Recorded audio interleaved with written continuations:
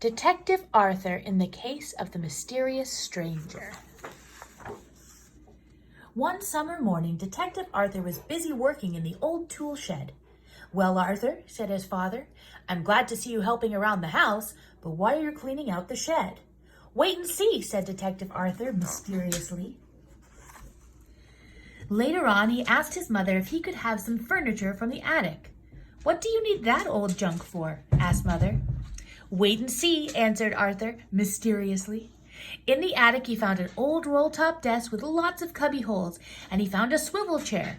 "Perfect," he cried, giving the chair a few test spins. That afternoon, Arthur was hammering noisily in the shed. "What's going on in here?" asked Father, leaning through the window.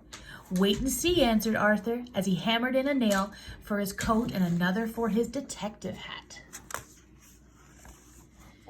Arthur put his magnifying glass, his detective's manual, and his notebook for writing down clues in the cubby holes of his desk, and he went outside and hung a sign on the door. At last, he called his mother and father. "There," he said, "that's what I've been doing. Detective Arthur Detective Agency, Detective Arthur Master Sleuth, all cases solved or your money back." Every day, Detective Arthur waited in his office for a client, but no one came. One afternoon, all the other kids were at the baseball team tryouts. His parents had gone shopping. "I guess no one needs a detective today," said Arthur. "I think I'll go and try out for the team." But just as he was pulling down his window shade, he saw a stranger walking towards the house. "Soup bones!" exclaimed Arthur, ducking away from the window. "A mysterious stranger!" Carefully, he stuck his head out far enough to see what was going on. The stranger was peering into the house through a window. The stranger looked around and slowly started to walk away. "That man looks suspicious," said Arthur. "I'd better follow him." He grabbed his magnifying glass, detective manual, and notebook and hurried outside. The stranger was about a block away, heading towards town. Arthur looked at his watch and then wrote down in his detective notebook, 2:10 p.m., mysterious stranger heading towards town. With his hands in his pockets, Arthur strolled casually after the stranger. When the traffic light changed to green, the stranger crossed the street. Arthur followed right behind him.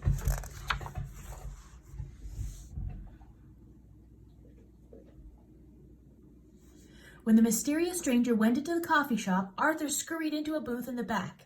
He wrote in his notebook, 2:26 p.m., mysterious stranger orders coffee and donut. So far, he hasn't spotted me. "Hi there, Arthur," called the counterman. "Solved any big cases lately?" As the stranger turned around to look, Arthur grabbed his notebook and darted out of the store. Next, the mysterious stranger went to the bank. Arthur wrote 2:55 p.m. The stranger is writing something on a piece of paper. Could it be a hold-up note? Is he going to rob the bank? The stranger handed the teller a piece of paper. Arthur waited for the hold-up. Then he wrote 2:57 p.m. The mysterious stranger cashed a traveler's check. I guess he's not a bank robber after all, but I'm sure he's up to something.